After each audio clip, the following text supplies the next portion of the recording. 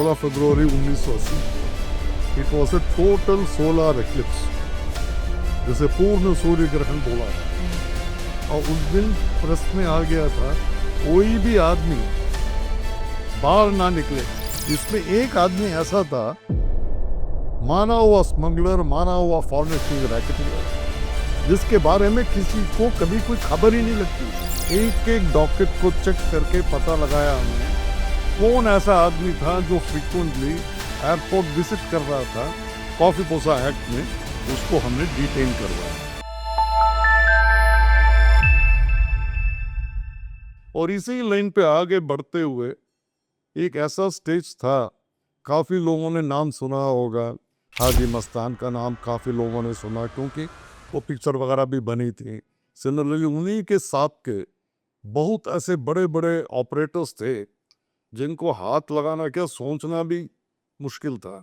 फिर भी मैं कहूँगा DRA जैसे एजेंसी में जो सीनियर ऑफिसर्स जो मुझे गाइड करते थे, उन्होंने कहा नहीं बिल्कुल आप निश्चिंत हो के आप काम करिए। तो उस हिसाब से करते करते हमने एक ऐसे बड़े सिंडिकेट को पकड़ा जिनका छोटा मोटा काम नहीं था। इट वॉज उन दिनों में मैंने तकरीबन 150 करोड़ का ट्रांसैक्शन के हाथ से पकड़ा गया। और उसकी जो बाकी जो कनेक्टेड सर्च सीजर्स वगैरह होते हैं तकरीबन $80 लाख Oh my God. पकड़े गए It's a huge money. क्योंकि it was a huge money in those days. काफी अच्छा सीजर्स वगैरह होता रहा और गोल्ड भी पकड़ा गया। और गोल्ड का तो एक तो मैं जरूर बताना चाहूंगा, एक टर्किश डिप्लोमेट थी। खैर उसके बारे में आज हम खुल के बात कर सकते हैं क्योंकि Turkey is not in very good terms with India today. उन दिनों में टर्किश आप उनको हाथ लगाना it was a very big issue. Reason is they were very close and Turkey was one of the legal producer of OPM and other related items. तो उसके यहाँ से हमारे जो कलीग्स थे बॉम्बे में, उन्होंने 35 किलो से ज्यादा गोल्ड पकड़ा। That was a very big seizure in those days. 35 kilo gold at the airport. My God. Airport में जब 35 किलो गोल्ड पकड़ा गया, अब वो टर्किश डिप्लोमेट तो अपने लेवल पे तो गोल्ड थोड़ा कहीं कंज्यूम करेंगे, तो उसका जो कनेक्टेड एसोसिएट्स थे उसकी जब इन्वेस्टिगेशन करी, thanks to some of our senior officers in the DRI जो आगे कभी पुलिस में भी रहे थे वो लोग, उन्होंने कहा ये बहुत बड़ा चैलेंज है उसके इंडियन कॉन्टैक्ट को पकड़ना। And I tell you I am very happy to say, वही होता है कभी कभी लक फेवर्स यू। तो हमने अपनी तरफ से एक डॉक्यूमेंट नहीं था, बोरी भर के डॉक्यूमेंट्स थे। आप लोगों को याद होगा, public will at large know, जो मेरी उम्र के आज होंगे, तो there was an agency called ईट्स। Okay. एक सर्विसमैन एयर ट्रांसपोर्ट सर्विस करके ये पालमर पोर्ट में वो पार्किंग को संभालते थे। और वहाँ जो पार्किंग लॉट्स की जो पर्चियां थी उसको हमें वर्चुअली आप मान के चलिए बोरियों में लेके आए थे। एक एक डॉकेट को चेक करके पता लगाया हमने कौन ऐसा आदमी था जो फ्रीक्वेंटली एयरपोर्ट विजिट कर रहा था in line with the arrival of the particular flight. Oh my. That was a massive investigation, and believe me, we apprehended the person, pushed him under one of the most stringent laws of the country, coffee पोसा act में उसको हमने detain करवाया। I think that was a real, a creditable effort, one of the fantastic efforts. So you literally took out every receipt and Yes. checked and We have traced to and check everything, we have to check, because otherwise the case will go for a 6, because वो तो diplomat है, वो तो diplomat अपने घर पहुंच जाएगी, आपको होगा कुछ नहीं, उसका क्या होना, except in the fact that she was declared a persona non grata, otherwise nothing would have happened to her. फिर भी कोशिश ये करी गई, काफी दबाव के बाद भी we did not leave the case, we were very successful. आप सर ये बता रहे थे कि इंडियन डिप्लोमेट्स की फाइल खुलने लगी और उस डिप्लोमेट्स का कुछ नहीं बिगड़ता, वो तो चली जाती, बट फिर यहाँ आपने डिप्लोमेट्स की फाइल और कम्युनिटी स्टार्ट ढूंढना शुरू किया। बिल्कुल, ये बहुत बढ़िया आपने पूछा, क्योंकि जब थर्ड वर्ल्ड कंट्रीज जो हैं, खासकर अफ्रीकन नेशंस, वहाँ भी भुखमरी है। और वहाँ के जो डिप्लोमेट्स हैं, जो इंडिया बेस्ड हैं, खासकर दिल्ली बेस्ड ही नॉर्मली होते हैं, हर जगह दिल्ली बेस्ड डिप्लोमेट्स होते हैं, वो जब दूसरे डिप्लोमेट्स जो एडवांस कंट्रीज के डिप्लोमेट्स की लिविंग स्टैंडर्ड्स को देखते हैं, तो इनके मन में भी एक लालच आता है, हम भी उस लेवल पे पहुंचना है तो हमें क्या करना चाहिए। तो they fall prey to some of the Indian operators, वो फिर ये काम में लग जाते हैं। तो इसी दौरान हमने जब स्टडी करा मूवमेंट ऑफ डिप्लोमेट्स, क्योंकि ये सारे डिप्लोमेट जो होते हैं, इनको आप किसी को भी हाथ नहीं लगा सकते, बिकॉज द प्रोटोकॉल डिमांड्स कि they are diplomats mean diplomats, they are exempted from certain checks. But हमने अपने तरफ से बहुत स्पेसिफिक इंफॉर्मेशन गैदर करी, तो हमें पता लगा एक पर्टिकुलर डिप्लोमेट, कि उन दिनों में क्या था, it will be very surprising to lot of people, काफ़ी आप लोग सरप्राइज हो जाएंगे, कि gold was being taken out from India, okay, silver was being taken out from India. क्योंकि उस दिन तक ये था सोच सबकी, इंडिया के अंदर गोल्ड आता है, आता है। गोल्ड जाने की चरण बात आ रही थी। ये बड़ा एक अजीब किस्म का एक था। और सिल्वर बाहर जाना, और सिल्वर का रेट जो बाहर है इंडिया से ऑलमोस्ट 5-6 गुना हो गया था। तो प्रॉफिट था। जो यहाँ के जो लोग थे, उन्होंने डिप्लोमेट्स को हायर किया, उनके थ्रू भेजा गया। और ब्यूटी ये था, जिस आदमी के थ्रू भेजा गया, उसी फ्लाइट में जो इंडियन ऑपरेटर था, वो भी ट्रैवल कर रहा था। Okay, so they were exchanging words by code. Code कुछ नहीं था, सिगरेट पैकेट। अगर वो सिगरेट पैकेट हाथ में रखेगा, the diplomat will not and they will push of. तो जब माल उनका पकड़ा गया, because they were keeping surveillance, and the beauty was, वो दिन ऐसा था कि everybody was scared, because if I remember right, 16th of February 1980, ये दिन आप भी पूछेंगे क्या खासियत थी इसमें।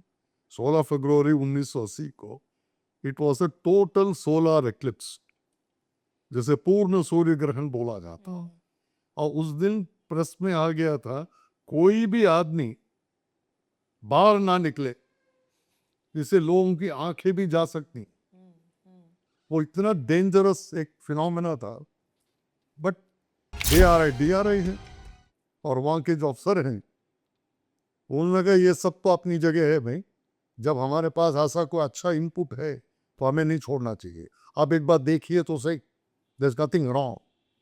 तो हम एयरपोर्ट में थे, तो एयरपोर्ट के सर्वेलेंस के टाइम, ऐसे टाइम पे फिर 16/2/1980 जो बता रहा था, सूर्य ग्रहण के दिन, इवन एयरपोर्ट में भी ऑफिसर्स जो थे, वो भी 3 बार सोच रहे थे कि एप्रन में जाऊं या ना जाऊं, क्योंकि जो बाहर जाएगा रेस तो उस पर भी पड़ेंगी। बिल्कुल।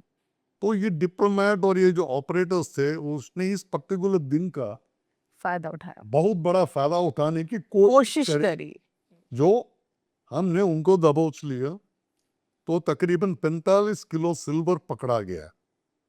दो क्वांटिटी के हिसाब से आज अगर हम देखें, इट इज अ पीनट, कुछ भी नहीं है आज के तारीख में जो माल पकड़ा जाता है। बट उन दिनों में it was considered to be a very big breakthrough. और ब्यूटी ये था, विद इन 1 मंथ हमने 4 या 5 जितने भी थे, उसके इंडियन कॉन्ट्रैक्ट्स जो थे, सबको हमने घर दबोचा। And everybody was detain under COFEPOSA. और कॉफीपोसा एक्ट में आपको जैसे बता रहा हूं कि it is known as conservation of foreign exchange and prevention of smuggling act. ये बड़ा स्ट्रिंजेंट प्रोविसो है, इसके अंदर बेल वगैरह इतनी जल्दी होती नहीं। एक बार अगर आपको अंदर पकड़ के कर दिया, तो आप कम से कम 9-10 महीने तो आप मिनिमम रहोगे। वो इसीलिए स्ट्रिंजेंट बनाया गया ताकि ये आदमी दोबारा स्मगलिंग में ना आ जाए। ओके, तो बट इसके अंदर जो सबसे बड़ा ब्यूटीफुल एस्पेक्ट जो मैं आपको एक शेयर करना चाहूंगा, इसमें एक आदमी ऐसा था, माना हुआ स्मगलर, माना हुआ फॉरेन एक्सचेंज रैकेटियर, जिसके बारे में किसी को कभी कोई खबर ही नहीं लगती थी। वो हमेशा इतना बैकग्राउंड में काम करता था, कोई सोच भी नहीं सकता है कि वो किसी ने उसका नाम तक नहीं सुना। जिससे पूछे वो कहते पता नहीं। फिर भी हमें एक हिंट मिला कि ना वो चाय पीता है, ना दारू पीता है, ना कोल्ड ड्रिंक लेता है, कुछ नहीं लेता, सिर्फ दूध का ग्लास पीता है, ठंडा ग्लास दूध का पीता। तब इस एक पर्टिकुलर इनपुट को लेके पूरी डीआरए में Oh God. एक समझो हर एक आदमी सोचने लगे ऐसा कौन सा स्मगलर है, ना जो सिगरेट पीता है, ना दारू पीता है, ना चाय पीता है, ये कौन है ये। तो ढूंढते ढूंढते हम उस आदमी को ढूंढ लाए, and he was found to be a son of one of the, उन दिनों में one of the major foreign exchange racketeer, जो करोड़ों रुपया हर दिन ऊपर नीचे करता था। That I think was the feather in the cap कि डीआरआई में एक चीज हमें लगा, if you are really sincere in pursuits, अगर आपका पैशन है, nobody can stop you from progressing. So from this baseline information, if you can really make something authentic out of it, then truly it needs passion. Yes, definitely. Without passion, you cannot, rather, I would say, you are not fit to be in DRI. It is as good as, sitting wherever you are. But don't waste the time of DRI and resources of DRI. You have to contribute, whether it is small or big. That is for the DRI to decide how they recognize you. And I'm really grateful. DRI did recognize me over a period of time. Though why not in DRI, I had to be transferred out for certain reasons beyond control. When you touch diplomats and other places, Yes. some amount of political things will always arise. Flashback, yes, of तो course. कहीं ना कहीं flashback हो जाता है, तो उससे मैं भी कोई अछूत नहीं था, मुझे भी अफेक्ट होना पड़ा। उस टाइम के जो मेरे साथ थे, जो डायरेक्टर साहब थे, उन्होंने कहा I am doing something for you better, कि इस टाइम पे आपका डीआरए कंटिन्यू करना आपके लिए भी ज़रा दिक्कत हो जाएगी और हमें भी एम्बरासिंग फील होना पड़ेगा, आपको मैं रिलीव कर रहा हूँ। तो from there I got relieve. Then after spending some time, almost 4 years in the field of human resource management, sometime in 81 to almost 82 to 86, I remained in HR related issues. मैं ये नहीं कहूँगा कि HR में इतना interesting काम नहीं था, काफ़ी अच्छे काम होते थे वहाँ, because we were responsible for creating certain posts, agencies को expand करने का scheme, all those things were there. Then sometime towards beginning of 86, April, or if I remember right, I was offered an appointment in the same DRI, but in a different agency, because there was called a Directorate of Anti-Evasion.